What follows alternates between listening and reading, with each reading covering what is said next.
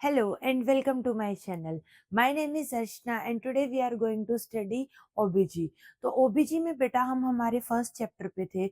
उस चैप्टर में हम सिर्फ जो है बेसिक इंट्रोडक्शन के बारे में स्टडी करेंगे। तो आज उस इंट्रोडक्शन में जो हमारा टॉपिक है दैट इज गायनेकोलॉजी ओवरव्यू। तो गायनेकोलॉजी क्या है, डील करता है किसके साथ, deals with the health physiology and pathology of female reproductive system.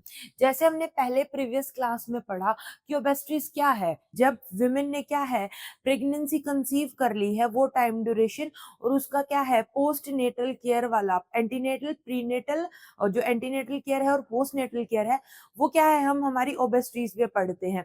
Gynaecology में हम क्या पढ़ेंगे, हम पढ़ेंगे विमेन की हेल्थ फिजियोलॉजी और पैथोलॉजी।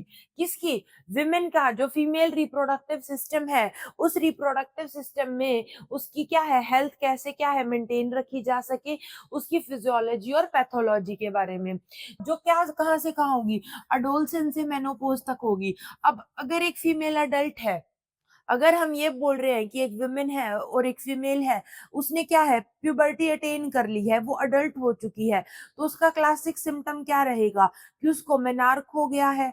क्या हो गया है, मेनार्क इनिशिएट हो गया है। क्या होता है मेनार्क, जो मेंस्ट्रुअल साइकिल है वो क्या हो जाना, स्टार्ट हो जाना। फर्स्ट मेंस्ट्रुअल साइकिल को हम क्या बोलते हैं, मेनार्क बोलते हैं। तो मेनार्क से लेके मेनोपॉज तक क्या है, वुमेन के उस टाइम ड्यूरेशन तक वुमेन के रिप्रोडक्टिव सिस्टम की स्टडी को हम किस में लेते हैं, गायनेकोलॉजी में कंसीडर करते हैं। नेक्स्ट आएगा इट कवर्स, ये क्या कवर करती है, मेंस्ट्रुअल डिसऑर्डर्स भी, इन्फेक्शन जो यूटी जो रिप्रोडक्टिव ट्रैक में इन्फेक्शन हो रहे हैं वो, बिनाइन और मेलिग्नेंट कंडीशन कि बिनाइन या फिर मेलिग्नेंट ट्यूमर हो गई है वो वाली कंडीशंस, इनफर्टिलिटी को और क्या है प्रिवेंटिव केयर को। Is it clear. तो सबसे पहले हम जो मेंस्ट्रुअल डिसऑर्डर है उसके बारे में पढ़ेंगे। तो मेंस्ट्रुअल डिसऑर्डर में क्या आ जाएंगे, जो कॉमन डिसऑर्डर्स हैं वो क्या होंगे। The very first is amenorrhea. Amenorrhea क्या होता है बेटा, ये क्या है, amenorrhea primary menstruation not started by age 15। अगर बेटा एक विमेन है और उसकी क्या है, एक फीमेल है, एक चाइल्ड है, उसकी एज क्या है 15 हो गई है और उसको उस एज तक क्या नहीं हुए, पीरियड स्टार्ट नहीं हुए, तो उसको हम एमिनोरिया बोलेंगे। कौन सा, प्राइमरी एमिनोरिया। 15 साल तक की लड़की को अगर क्या है पीरियड्स इनिशिएट नहीं हुए हैं तो उस कंडीशन को हम क्या बोलेंगे, प्राइमरी एमिनोरिया बोलेंगे। नेक्स्ट हमारा क्या होगा, सेकेंडरी एमिनोरिया। सेकेंडरी एमिनोरिया क्या होगा, से एक वुमेन है उसको कंटिन्यू पीरियड्स हैं, सपोज उसकी एज क्या है 25 है, 25 की एज में विदाउट प्रेगनेंसी, कोई भी प्रेगनेंसी नहीं है, पर उसको क्या है 3 महीने से, या तो 3 महीने या 3 महीने से ज्यादा तक अगर उसको पीरियड्स नहीं आते हैं तो उसको हम क्या बोलेंगे, सेकेंडरी एमिनोरिया बोलेंगे। जैसे फॉर एग्जाम्पल एक 25 इयर्स की वुमेन है, उसको नॉर्मली मान लो 2 जन को पीरियड्स हुए थे, 2 जन 2025 को क्या है पीरियड्स हुए थे। अगर उसको 2 अप्रैल 2025 तक पीरियड्स नहीं आते हैं, इस टाइम ड्यूरेशन में, इन 3 महीनों के टाइम ड्यूरेशन में अगर उसको पीरियड्स नहीं आते हैं तो हम उसको क्या बोलेंगे बच्चा, उसको बोलेंगे सेकेंडरी एमिनोरिया। ये 3 महीने का भी हो सकता है, 4 5 6 महीने तक भी क्या है फीमेल को विदाउट प्रेगनेंसी क्या है पीरियड्स नहीं आते हैं, उस कंडीशन को हम सेकेंडरी एमिनोरिया बोलते हैं। कोज क्या है बेटा एमिनोरिया का, सबसे जो मेन कोज है वो होता है बेटा पीसीओएस। पीसीओएस या पीसीओडी मतलब पॉलीसिस्टोरिक ओवेरियन डिसीज या फिर सिम्टम या फिर डिसऑर्डर। पीसीओएस पे बेटा मैंने पूरी डिटेल वीडियो बना रखी है, you can check it out.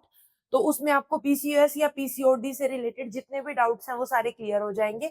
तो पीसीओएस पीसीओडी की वजह से क्या है, जो पीरियड्स हैं वो कंटिन्यू नहीं हो पाते। क्यों, क्योंकि ओव्यूलेशन नहीं हो पाता, जो ओवा है वो क्या है हमारी ओवरीज के पास ही रह जाता है, और अगर ओव्यूलेशन नहीं होगा तो उसके क्या है हार्मोन्स क्या है इम्बैलेंस हो जाएंगे और पीरियड्स कंटिन्यू नहीं होंगे। हाइपोथैलेमिक डिसफंक्शन हो सकता है, प्रीमेच्योर ओवेरियन फेलियर भी हो सकता है, मतलब एज से पहले ओवरी का क्या हो जाना, फेल हो जाना। नेक्स्ट हमारा आएगा डिसमेनोरिया। डिसमेनोरिया क्या होता है, पेनफुल पीरियड्स।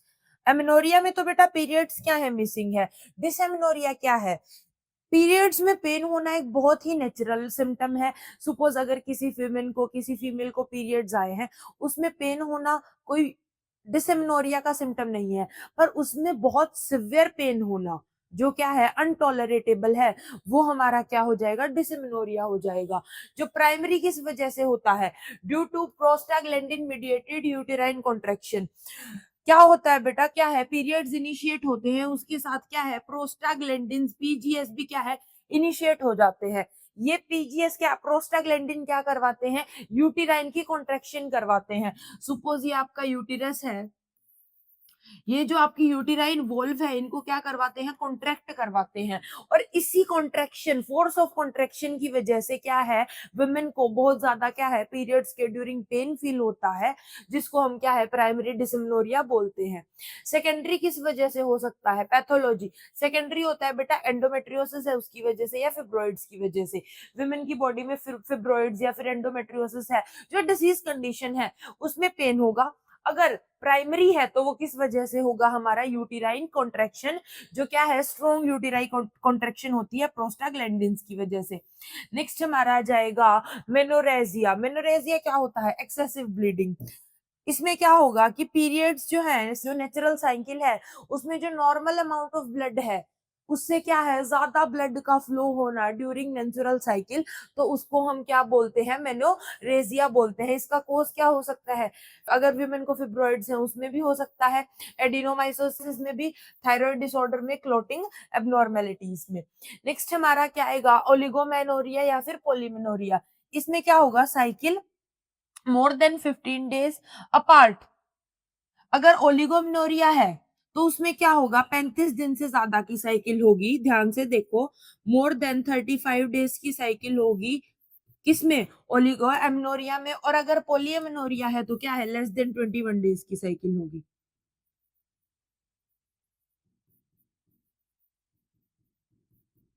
क्या है, हम जनरली क्या कंसीडर करते हैं बेटा, 28 डेज की साइकिल जो है हम जनरली कंसीडर करते हैं। अब इस 28 डेज में हम क्या कर देते हैं, 24 टू 35 क्या है, हम एवरेज लेके चलते हैं कि अगर इतने टाइम में क्या है, वुमेन को पीरियड्स हो रहे हैं, तो हम उनको क्या है, नेचुरल पीरियड्स के क्या है, उसमें कैटेगरी में कंसीडर कर लेते हैं कि जो पीरियड साइकिल है वो क्या है, बिल्कुल नॉर्मल है। पर अगर वुमेन को 35 दिन से ऊपर दिन जा रहे हैं पीरियड्स की साइकिल के, 35 डेज से अबव अगर डेज जा रहे हैं, तो हम उसको बोलेंगे ओलिगोमेनोरिया। और अगर 21 दिन से पहले आ रहे हैं तो उसको बोलेंगे पोलियोमेनोरिया। आ गया समझ में। नेक्स्ट होंगे बेटा अपन के नर्सिंग डायग्नोसिस। नर्सिंग डायग्नोसिस में क्या होगा, मेंटेन करेंगे मेंस्ट्रुअल हिस्ट्री चार्ट को। जो मेंस्ट्रुअल हिस्ट्री चार्ट है कि उसका लास्ट मंथ पीरियड कब थे, उस चार्ट को मेंटेन करेंगे। एजुकेट करेंगे वुमेन को ऑन मेंस्ट्रुअल हाइजीन प्रैक्टिस, कि कैसे क्या है वो मेंस्ट्रुअल हाइजीन प्रैक्टिस कर सकती हैं, इस बारे में वुमेन को क्या करेंगे, एजुकेट करेंगे। सैनिटरी जो पैड्स है उनको क्या है, उनको प्रोवाइड करवाएंगे, जो हमें क्या है, गवर्नमेंट देती है। नेक्स्ट क्या है, सपोर्ट करेंगे पेशेंट को विद पेन मैनेजमेंट।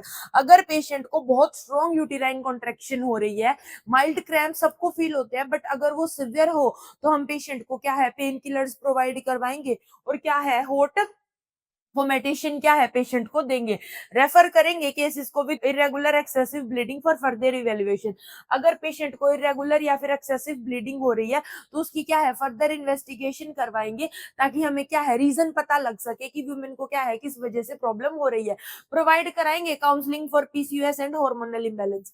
अगर वुमेन को क्या है, पीसीओएस या फिर कोई भी हार्मोनल इम्बैलेंस है, तो उसके लिए क्या है, उसको काउंसलिंग प्रोवाइड करेंगे। नेक्स्ट हो जाएगा बेटा अपन का इन्फेक्शन। कॉमन जो इन्फेक्शन है उसमें सबसे पहले आ जाएगा वजाइनाइटिस। इसमें क्या होगा, कैंडिडियासिस इन्फेक्शन है बेटा। इसमें क्या होगा, कर्डली, जो व्हाइट डिस्चार्ज होता है विमेन की बॉडी से, ये कैसा होगा, कर्ड जैसी कंसिस्टेंसी हो जाएगी। हमारा जो व्हाइट डिस्चार्ज जो नॉर्मली क्या है, वाटर से जो स्लाइमी जो है, उसकी कंसिस्टेंसी क्या हो जाएगी, बिल्कुल कर्ड जैसी हो जाएगी।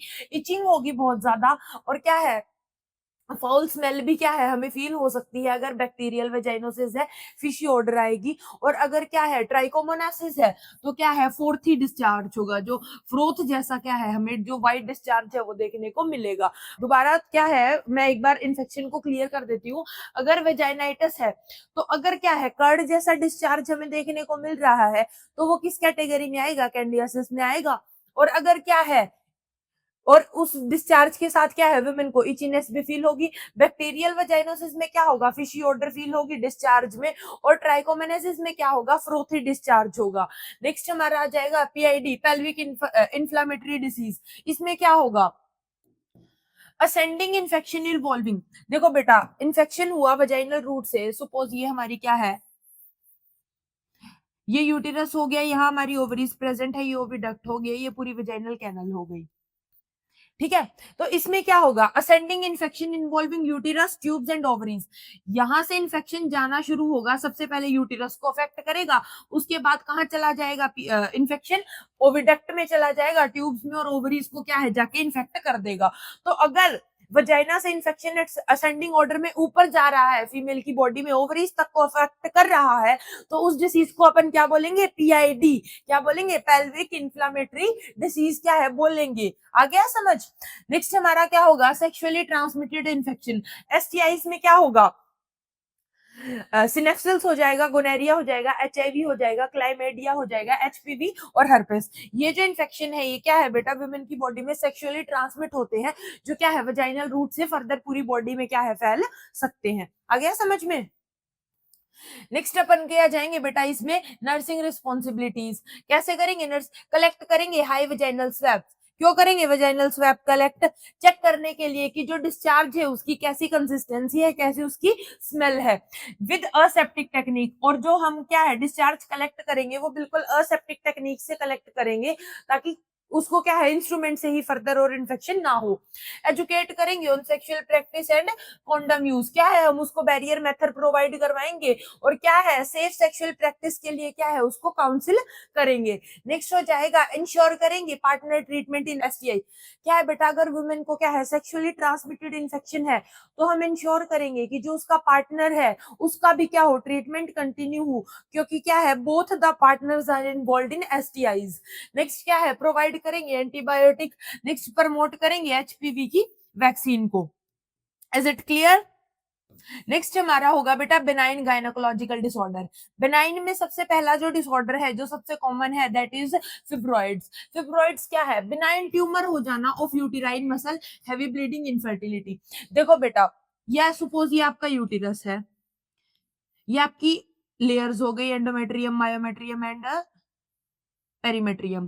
तो जो इनर मोस्ट लेयर है एंडोमेट्रियम, इस एंडोमेट्रियम में क्या है, यहाँ पे फिब्रॉइड्स प्रेजेंट होते हैं। जब आप क्या है, किसी पेशेंट का, फिब्रॉइडल पेशेंट का एक्सरा देखोगे, तो आपको इजीली क्या है, समझ में आएगा कि यहाँ पे क्या है, फिब्रॉइड्स प्रेजेंट होते हैं। और ये इन फिब्रॉइड्स की वजह से वुमेन को हैवी ब्लीडिंग फील हो सकती है, और क्या है, इनफर्टिलिटी हो सकती है। ये बिनाइन ट्यूमर है, क्या है, ये बिनाइन ट्यूमर है, जो सिर्फ यूटेराइन मसल में होती है, मतलब सिर्फ यूटेराइन की मसल में होंगी। और ये इनका कैरेक्टरिस्टिक क्या है, बिनाइन।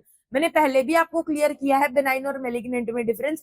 बिनाइन है तो बेटा वो उसी साइट पे रहेगी, और वो इजीली क्या है, डिसॉल्व हो जाएगी। मेलिग्नेंट क्या है, पूरी बॉडी में कैंसर को क्या है, फैला देती है। तो बिनाइन कंडीशन होगी फिब्रॉइड्स की। उसके बाद एंडोमेट्रियोसिस। एंडोमेट्रियोसिस क्या है, एंडोमेट्रियल टिश्यू आउटसाइड यूटेरस। क्या कह रहा है ये, जो हमारा एंडोमेट्रियल टिश्यू है, जो एंडोमेट्रियम लेयर है जो हमारी, उसका टिश्यू आउटसाइड द यूटेरस, जब यूटेरस से बाहर आ जाएगा, पेल्विक पेन होगा, डिसेमिनोरिया होगा वुमेन को, और क्या है, इनफर्टिलिटी भी हो सकती है। सपोज करो ये वुमेन का क्या है, यूटेरस है, और ये लेयर हमारी एंडोमेट्रियम है। तो ये लेयर जब यूटेरस से बाहर आ जाएगी, तो वुमेन को सिवियर पेन होगा ड्यूरिंग जो पीरियड्स है, पेल्विक पेन होगा, और क्या है, डिसेमिनोरिया होगा, और वुमेन को क्या है, इनफर्टिलिटी भी हो सकती है। Next is our ovarian cyst. Ovarian cyst क्या होता है, फंक्शनल सिस्ट, कॉमन, सम में रिक्वायर सर्जिकल इंटरवेंशन। देखो बेटा, फंक्शनल सिस्ट हैं जो कि बहुत कॉमनली हो जाते हैं, पीसीओएस और पीसीओडी की कंडीशन को भी हम ओवेरियन सिस्ट में कंसिडर करते हैं, जो क्या है, मोस्ट कॉमन है, और कई बार क्या है, इनको सर्जिकल इंटरवेंशन से भी क्या है, बॉडी से रिमूव किया जाता है। Next is our uterine prolapse. Descent of uterine into vagina common in multiparous women.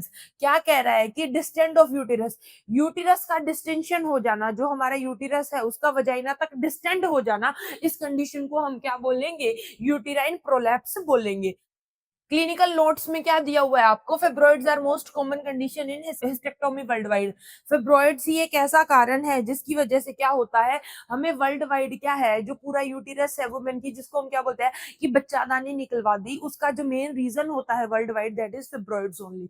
Next अपन क्या आएगी बेटा, नर्सिंग रिस्पॉन्सिबिलिटीज। क्या रिस्पॉन्सिबिलिटी होंगी, प्री और पोस्ट ऑपरेटिव केयर प्रोवाइड करेंगे, उसके बाद एजुकेट करेंगे पेल्विक फ्लोर एक्सरसाइज के बारे में, कीगल एक्सरसाइज के बारे में वुमेन को हम एजुकेट करेंगे, ताकि क्या है उसका जो यूटिरस है वो क्या ना हो सके, प्रोलैप्स ना कर सके। Next is our council women with endometriosis on fertility implications. अगर वुमेन को एंडोमेट्रियोसिस है तो उसको फर्टिलिटी इंप्लीकेशंस के बारे में क्या करेंगे, काउंसिल करेंगे। मेलिग्नेंट कंडीशन में क्या आ जाएंगे अपन की, कॉमन कैंसर जो वुमेन में है दैट इज सर्वाइकल कैंसर, जिसका अब तो बेटा वैक्सीन भी आ गया है, तो आप सब क्या है वो भी करवा सकते हो। First is our cervical cancer, most common cancer है इंडिया में। रिस्क फैक्टर किस वजह से होती है, early marriage, multiple partner and HPV infection. Screening के लिए क्या करेंगे, पैप्समियर टेस्ट करवा देंगे, एचपीवी टेस्टिंग करवा देंगे। Next is our ovarian cancer. Ovarian cancer में क्या आ जाएगा, ऑफ्टन डिटेक्टेड लेट, ज्यादातर लेट डिटेक्ट होती है ड्यू टू वेग सिम्टम, और इसके सिम्टम्स क्या रहेंगे अपन के, ब्लोटिंग हो जाएगा और एब्डोमिनल मास, जो एब्डोमिनल एरिया है उस पे क्या है मास एक्यूमुलेट हो जाएगा। Next is our endometrial cancer. Endometrial cancer कब होती है, post menopausal bleeding is the hallmark sign. अगर पोस्ट मेनोपोजल ब्लीडिंग हो रही है तो वो किसका साइन है, एंडोमेट्रियल कैंसर का साइन है।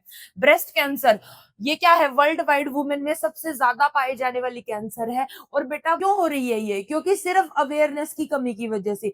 ब्रेस्ट कैंसर को प्रिवेंट किया जा सकता है सिर्फ सेल्फ एग्जामिनेशन के थ्रू। स्क्रीनिंग के लिए वैसे हम बाद में क्या करवाते हैं, क्या ब्रेस्ट सेल्फ टेस्ट करा सकते हैं, मेमोग्राफी करवाते हैं। जो सेल्फ एग्जामिनेशन है वो आप सब क्या है खुद भी परफॉर्म कर सकते हैं, और आप पेशेंट को क्या है एजुकेट भी कर सकते हैं कि आप कैसे क्या है अपने ब्रेस्ट एग्जामिन कर सकते हैं। नर्सिंग रिस्पॉन्सिबिलिटीज में क्या आएगा, ऑर्गेनाइज करेंगे कैंसर स्क्रीनिंग कैंप्स को, पैप्समियर ब्रेस्ट एग्जाम के लिए प्रोवाइड कराएंगे, psychological support to cancer patient की उनको क्या है साइकोलॉजिकली वो वीक ना हो। एजुकेट करेंगे वुमेन को अबाउट वार्निंग साइंस के बारे में, एजुकेट करेंगे कि आपको ब्रेस्ट में कोई लंप फील हो रहा है या नहीं। असिस्ट करेंगे कीमोथेरेपी के टाइम पे, रेडियोथेरेपी के टाइम पे, पैलेटिव केयर के टाइम पे। Next is our infertility. Infertility क्या है, फेलियर ऑफ कंसीविंग। अगर बेटा क्या है पेशेंट क्या है कोई भी विमेन है या वो क्या है अगर 1 साल से क्या कर रहे हैं अनप्रोटेक्टिव इंटरकोर्स कर रहे हैं, पॉपुलेशन क्या है उनका अनप्रोटेक्टिव है, और उसके बावजूद उनको 1 साल से कंसीव नहीं हो रहा है, तो उस कंडीशन को हम किस में डालेंगे, इनफर्टिलिटी में डालेंगे। जिसका कॉज क्या हो सकता है, फीमेल फैक्टर क्या रहेंगे, ओव्यूलेटरी डिसऑर्डर हो सकता है, ट्यूब की ब्लॉकेज, कौन सी ट्यूब, ओविडक्ट्स की ब्लॉकेज बेटा, एंडोमेट्रियोसिस भी हो सकता है। मेल फैक्टर्स क्या रहेंगे, अगर स्पर्म काउंट कम है और स्पर्म की मोटिलिटी कम है तो भी क्या है इनफर्टिलिटी हो सकती है। अनएक्सप्लेन्ड फर्टिलिटी होती है 15 से 20% केसेस में, जिसमें क्या है हमें मेन फैक्टर नहीं मिलता, जिसकी वजह से क्या इनफर्टिलिटी हो रही है। मैनेजमेंट के लिए अपन क्या करेंगे, ओव्यूलेशन इंड्यूस करवा देंगे। क्या है, ओव्यूलेशन इंड्यूस होगा तो ओवम रिलीज होगा, और अगर क्या है मेल का स्पर्म बिल्कुल एक्यूरेट है तो वो ओवा फ्यूज हो जाएगा। तो उस ओव्यूलेशन को इंड्यूस करवाने के लिए first choice of drug is letrozole and second choice of drug is clomiphene. Is it clear. Next अपन का आ जाएगा इंट्रा यूटेराइन इंसेमिनेशन, आईयूआई। ये आर्ट की टेक्निक है कि इंट्रा यूटेराइन इंसेमिनेशन मतलब जो सेमिन है उसको यूटेराइन वॉल्स में क्या कर देना, इंजेक्ट कर देना। इन वर्टो फर्टिलाइजेशन आएगी जिसमें आपके आईवीएफ आएंगे, आईसीएसआई आएगा, सरोगेसी आ सकती है, donor egg sperm is required. Is it clear. Next क्या है, क्लिनिकल नोट में lifestyle factor like obesity, smoking, alcohol, stress में मेजर रोल्स इन इनफर्टिलिटी। देखो बेटा इनफर्टिलिटी का जो मेन कॉज है उसमें क्या है, मेजर कॉज है उनमें क्या है, ओबेसिटी, स्मोकिंग, अल्कोहल, स्ट्रेस क्या है एक बहुत बड़ा रोल प्ले करते हैं जो पेशेंट्स है उनकी फर्टिलिटी को क्या है रिड्यूस करने में। Is it clear. नेक्स्ट हमारी आ जाएंगी बेटा नर्सिंग रिस्पॉन्सिबिलिटीज। नर्सिंग रिस्पॉन्सिबिलिटीज में क्या करेंगे, take detailed infertility history, infertility की हिस्ट्री अच्छे से कलेक्ट करेंगे, जिसमें हम मेंस्ट्रुअल हिस्ट्री, सेक्सुअल और लाइफस्टाइल के बारे में मेंशन करेंगे। प्रोवाइड करेंगे counselling to both partner, avoid blaming. उनको क्या है काउंसिल करेंगे दोनों पार्टनर्स को कि क्या है आप एक दूसरे को ब्लेम ना करें। एजुकेट करेंगे on art procedure. Art procedure में आ जाएंगे बेटा आर्टिफिशियल रिप्रोडक्टिव टेक्निक हो जाएगी आपकी आर्ट प्रोसीजर में, विट्रो फर्टिलाइजेशन कंडीशन आ जाएगी इसमें, जिसमें गिफ्ट आएंगे आपके। ऑफर करेंगे emotional support during treatment failure. अगर कोई ट्रीटमेंट क्या है फेल हो जाता है इन एनी कंडीशन, तो क्या है हम उनको इमोशनल सपोर्ट प्रोवाइड करेंगे। Next is our benign and malignant gynaecology में जो डिफरेंस है वो देख लेते हैं। फीचर ग्रोथ क्या होगी, बिनाइन की स्लो होगी, मेलिग्नेंट की रैपिड होगी, इन्वेसिव होगी। नेक्स्ट क्या है, पेन ऑफ्टन प्रेजेंट। अगर बेनाइन है तो फिब्रॉइड्स है, एंडोमेट्रियोसिस है, तो ऑफ्टन क्या है पेन प्रेजेंट होगा। पर अगर मेलिग्नेंट है तो क्या है पेन आपको लेट स्टेज में फील होगा। रिकरेंस में क्या होगा, rare after surgery. Benign tumour क्या है बेटा, सर्जरी के बाद में बहुत रेयर क्या है बॉडी में क्या है शो होती है, रिकरेंट उसका होता है। बट मेलिग्नेंट कॉमन है क्योंकि ये क्या है अपने मेलिग्नेंसी क्या है शो करती है और पूरी बॉडी में फैल जाती है। प्रोग्नोसिस बेनिनाइन ट्यूमर का गुड है, but malignant poor if late detected. अगर क्या है लेट डिटेक्टेड हो रही है तो क्या है वो क्या है पुअर क्या है प्रोग्नोसिस शो करती है। कल की क्लास में हम हमारे क्या पढ़ेंगे, एथिकल एंड लीगल एस्पेक्ट्स पढ़ेंगे हमारे ओबीजी के। तो अब तक आपको गायनेकोलॉजी का ओवरव्यू आई होप अच्छे से समझ आ गया होगा। बेटा अब हम सिर्फ क्या कर रहे हैं, एक ओवरव्यू कर रहे हैं, जिससे क्या है हम फर्दर जब डिटेल में चैप्टर पढ़ेंगे तो आपको कोई प्रॉब्लम ना आए। तो अगर आपको इनमें भी कोई डाउट है तो आप मेरे को पूछ सकते हैं। बाकी हम हर एक चैप्टर को, हर एक टर्म को, हर एक डिसऑर्डर को, उसका क्या ट्रीटमेंट है, कैसे उसको डायग्नोज करते हैं, क्या उसमें हमारी रिस्पॉन्सिबिलिटीज रहेंगी, वन बाय वन बिल्कुल पूरा अच्छे से डिटेल में करेंगे। तो कल हम हमारा एथिकल एंड लीगल इश्यूज करेंगे। तब तक के लिए गुड बाय, टाटा।